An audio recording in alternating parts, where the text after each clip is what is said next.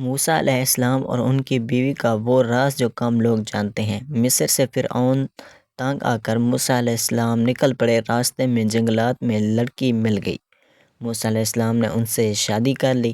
پھر رات کو آپ اپنی بیوی سے ہم بستری کرنے لگے تو بیوی نے کہا آپ کا تو بسم اللہ الرحمن الرحیم۔ ناظرین، آج کے موضوع کی طرف چلنے سے پہلے حضرت موسیٰ علیہ السلام کے بارے میں کچھ معلومات بتاتے چلیں۔ حضرت موسیٰ علیہ السلام کا قصہ قرآن مجید اور دیگر آسمانی کتابوں میں تفصیل سے بیان کیا گیا ہے۔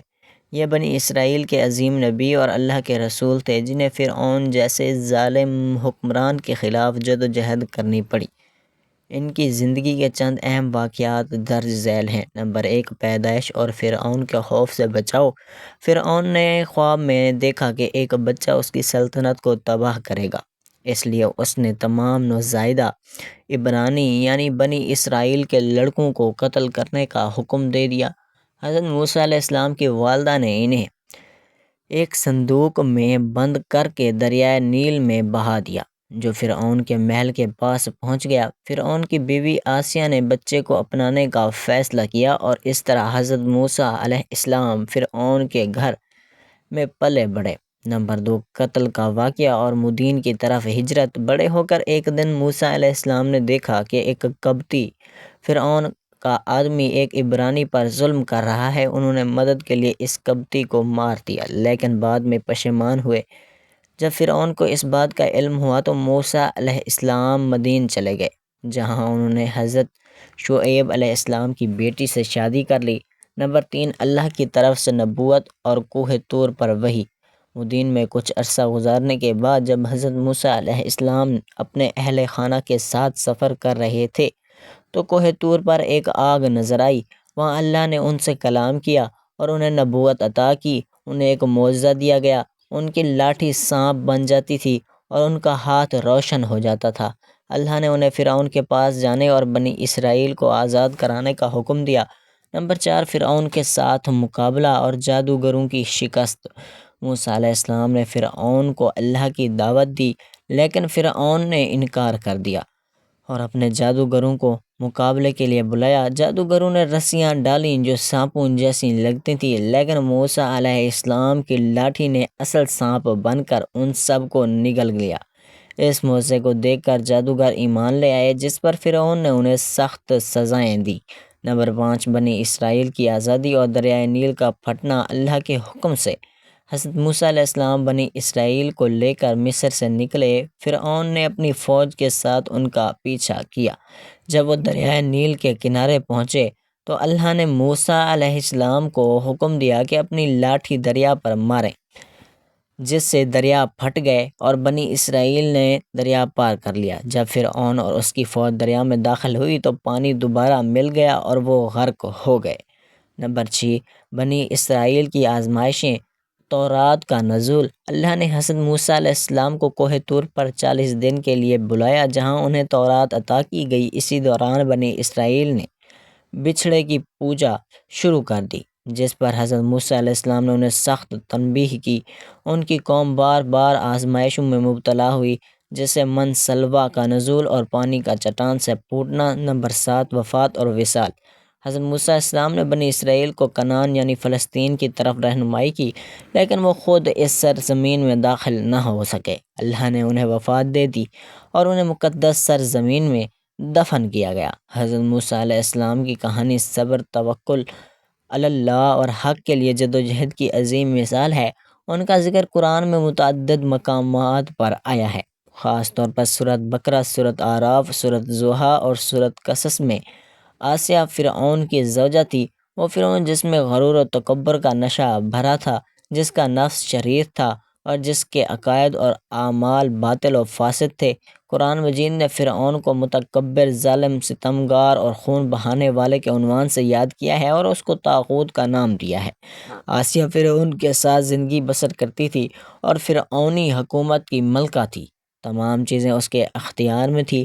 وہ بھی اپنے شوہر کی طرح فرمان روائی کرتی تھی اور اپنی مرضی کے مطابق ملکی خزانے سے فائدہ اٹھاتی تھی۔ ایسے شوہر کے ساتھ زندگی، ایسی حکومت کے ساتھ، ایسے دربار کے اندر اس قدر مال و دولت، اطاعت گزار غلام اور کنیزوں کے ساتھ میں اس کے ایک بہترین زندگی تھی۔ ایک جوان اور قدرت مند خاتون نے اس ماحول میں پیغمبر الہی جناب موسیٰ کے ذریعے الہی پیغام سنایا۔ اس نے اپنے شوہر کے طور پر طریقے اور اعمال کے باطل ہونے کو سمجھ لیا، چنانچہ نور حقیقت اس کے دل میں چمک اٹھا۔ حالانکہ اس کو معلوم تھا کہ ایمان لانے کی وجہ سے اس کی تمام خوشیاں اور مقام و منصب چھین سکتا ہے، یہاں تک کہ جان بھی جا سکتی ہے، لیکن اس نے حق کو قبول کر لیا اور وہ خداوند مہربان پر ایمان لے آئی اور اپنے گزشتہ اعمال سے توبہ کر لی اور نیک اعمال کے ذریعے اپنی آخرت کو آباد کرنے کی فکر میں لگ گئی۔ اس کا توبہ کرنا کوئی آسان کام نہیں تھا، اس کی وجہ سے اسے اپنا تمام مال و دولت اور منصب ترک کرنا پڑا اور فرعون اور فرعونیوں کی ملامت، ظلم و ستم کو برداشت کرنا پڑا، لیکن پھر بھی وہ توبہ ایمان لے آئے، صالح اور ہدایت کی طرف آگے قدم بڑھاتی رہی۔ جناب آسیہ کی توبہ فرعون اور اس کے درباریوں کو ناگوار گزری، کیونکہ پورے شہر میں اس بات کی شہرت ہو گئی کہ فرعون کی بیوی اور ملکہ نے فرعونی طریقے کو ٹھکراتے ہوئے مذہب کلیم اللہ کو انتخاب کر لیا۔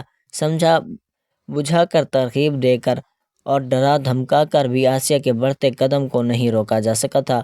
وہ اپنے دل کی آنکھوں سے حق کو دیکھ کر قبول کر چکی تھی۔ اس نے باطل کے کھوکھلے پن کو اچھی طرح سمجھ لیا تھا، لہذا حق کو حقیقت تک پہنچنے کے بعد اس کو ہاتھ سے نہیں کھول سکتی تھی اور کھوکھلے باطل کی طرف نہیں لوٹ سکتی تھی۔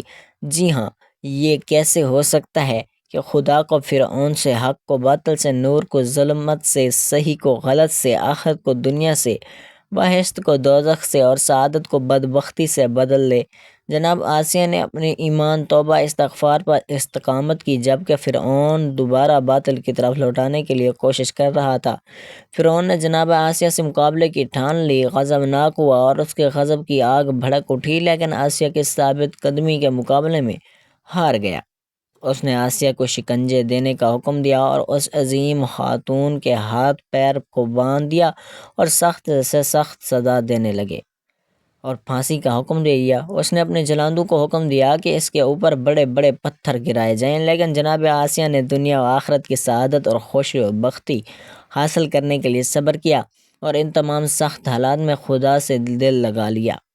جناب آسیہ کی حقیقی توبہ، ایمان و جہاد و صبر، استقامت، یقین اور مستحق عزم کی وجہ سے قرآن مجید نے ان کو قیامت تک مومن اور مومنات کے لیے نمونے کے طور پر پہنچوایا، تاکہ ہر زمانے کے گنہگار کے لیے عذر و بہانے کی کوئی گنجائش باقی نہ رہ جائے اور کوئی یہ نہ کہہ دے کہ توبہ، ایمان اور عمل صالحہ کا کوئی راستہ باقی نہیں رہتا تھا۔ اور خدا نے ایمان والوں کے لیے فرعون کی زوجہ کی مثال بیان کی کہ اس نے دعا کی کہ اے پروردگار، میرے لیے جنت میں ایک گھر بنا دے اور مجھے فرعون اور اس کے درباریوں سے نجات دلا دے اور اس بڑی ظلم قوم سے نجات عطا فرما دے۔ توبہ، ایمان، صبر اور استقامت کی بنا پر اس عظیم الشان خاتون کا مرتبہ اس بلندی پر پہنچا ہوا تھا کہ رسول خدا صلی اللہ علیہ وآلہ وسلم نے ان کے بارے میں فرمایا، جنت 4 عورتوں سے ہی مشتاق ہے: مریم بنت عمران، آسیہ بنت مزاحم زوجہ فرعون، خدیجہ بنت خویلد زوجہ نبی آخر الزماں، اور فاطمہ بنت محمد مصطفیٰ صلی اللہ علیہ وآلہ وسلم حضرت شعیب علیہ السلام کی بیٹی اور حضرت موسیٰ علیہ السلام کی زوجہ تھیں۔ آپ ایک دانشمند، فرمانبردار اور اطاعت گزار خاتون تھیں۔ شادی سے پہلے آپ اپنے والد کی خدمت کرتی رہیں اور شادی کے بعد اپنے شوہر کی۔ آپ حضرت کا واقعہ کچھ یوں ہے کہ مصر میں حضرت موسیٰ علیہ السلام کے ہاتھوں اتفاقاً ایک اسرائیلی کی جان بچاتے ہوئے ایک قبطی قتل ہو گیا۔ فرعون کو اس کی اطلاع ہوئی تو اس نے غصے میں سپاہی دوڑائے اور حضرت موسیٰ علیہ السلام کو گرفتار کر کے اس کے سامنے پیش کریں۔ مقصد یہ تھا کہ بدلے میں حضرت موسیٰ علیہ السلام کو بھی قتل کرا دیا جائے، لیکن اللہ تعالیٰ نے ایک شخص کے ذریعے آپ کو فرعون کے گھناؤنے ارادوں کی فرما دی۔ جان بچانے کے لیے آپ اللہ تعالیٰ سے دعا کرتے ہوئے ایک طرف نکل کھڑے ہوئے۔ مختلف جگہوں اور بیابانوں سے گزرتے ہوئے آپ باہر آئے تو دیکھا کہ مدین جانے کا راستہ آپ کے سامنے موجود ہے۔ اس پر آپ نے اللہ تعالیٰ کا شکر ادا کیا، اس نے آپ کو سیدھی راہ دکھلائی۔ آپ مدین کے قریب ایک کنویں پر پہنچے تو دیکھا کہ وہاں پر بہت سے چرواہے اور ان کے جانور موجود ہیں اور وہ کنویں سے پانی کھینچ کر اپنے جانوروں کو پلا رہے ہیں۔ آپ نے یہ بھی دیکھا کہ دو عورتیں اپنے جانوروں کو پانی پلانے کی بجائے ان کو کنویں کے قریب جانے سے روک رہی ہیں اور وہاں پر کوئی بھی ان کی مدد نہیں کر رہا۔ آپ نے ان لڑکیوں سے دریافت کیا کہ وہ اپنے جانوروں کو پانی کیوں نہیں پلا رہی، تو انہوں نے جواب دیا کہ وہ کنویں سے پانی نہیں نکال سکتی۔ جب چرواہے اپنے جانوروں کو پانی پلا کر چلے جائیں گے یہ تو وہ کچا پانی اپنے جانوروں کو پلا دیں گی، اور یہ کہ ان کے والد صحت مند نہیں اور وہ بہت بوڑھے ہیں۔ اس پر حضرت موسیٰ علیہ السلام نے ان کے جانوروں کے لیے کنویں سے خود پانی نکالا اور ان کو پلایا۔ حضرت عمر رضی اللہ تعالیٰ عنہ کے بیان کے مطابق اس کنویں کو چرواہوں نے ایک بڑے پتھر سے بند کر دیا تھا۔ اس پتھر کو 10 آدمی مل کر ہی اپنی جگہ سے ہٹا سکتے تھے، لیکن حضرت موسیٰ علیہ السلام نے تنہا اس پتھر کو اپنی جگہ سے سرکا دیا اور ابھی ایک ڈول ہی پانی نکالا تھا کہ بکریاں ایک ڈول پانی سے آسودہ ہو گئیں۔ اس کے بعد آپ تھکے ہارے ایک درخت کے سائے تلے بیٹھ گئے۔ آپ مصر سے مدین پیدل آئے تھے، آپ کے پیروں میں چھالے پڑ گئے تھے۔ درختوں کے پتے اور گھاس پھوس کھا کر آپ نے گزارا کیا تھا، پیٹ کمر سے لگ رہا تھا۔ اس وقت آپ دنیا میں ساری مخلوق سے زیادہ اللہ کے نزدیک تھے۔ اس درخت کے نیچے بیٹھ کر آپ نے اللہ سے دعا کی کہ اے اللہ، میں تیرے احسانوں کا محتاج ہوں۔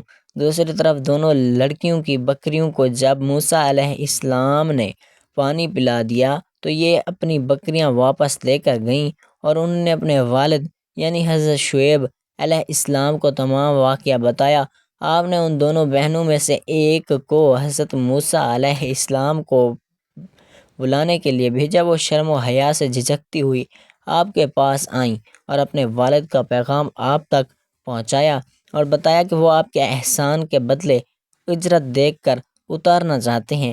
حضرت موسیٰ علیہ السلام دیار غیر میں بھوکے پیاسے بے یار و مددگار تھے۔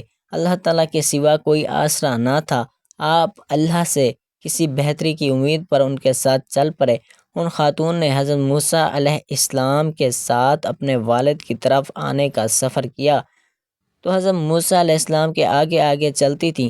حضرت موسیٰ علیہ السلام نے ان کو گوارا نہ کیا، ان کے اپنے پیچھے چلنے کے لیے کہا اور فرمایا کہ جس طرف مڑنا ہو اس طرف کنکری پھینک دے۔ اس طرف انہیں حضرت موسیٰ علیہ السلام کی شرافت کا اندازہ ہوا۔ کنویں سے تنہا پتھر ہٹا دینے سے انہیں حضرت موسیٰ علیہ السلام کی طاقت کا اندازہ ہوا اور بے یار و مددگار عورتوں کی مدد کرنے سے ان کی نیکیوں کا اب پتہ چلا۔ ان بزرگ کے پاس پہنچ کر حضرت موسیٰ علیہ السلام نے تمام واقعہ سنایا۔ بزرگ نے حضرت موسیٰ علیہ السلام کو حوصلہ دیا اور کہا کہ اب تم فرعون کی سلطنت سے باہر ہو۔ اپنی بیٹی کے منہ سے حضرت موسیٰ علیہ السلام کی تعریف سن کر انہوں نے اپنی بیٹی کی شادی حضرت موسیٰ علیہ السلام سے کر دی اور مہر میں حضرت موسیٰ علیہ السلام نے 8 سال تک ان کے لیے کام کرنا منظور فرمایا۔ اللہ تعالیٰ ہمیں دین کی مکمل سمجھ نصیب فرمائے، آمین ثم آمین۔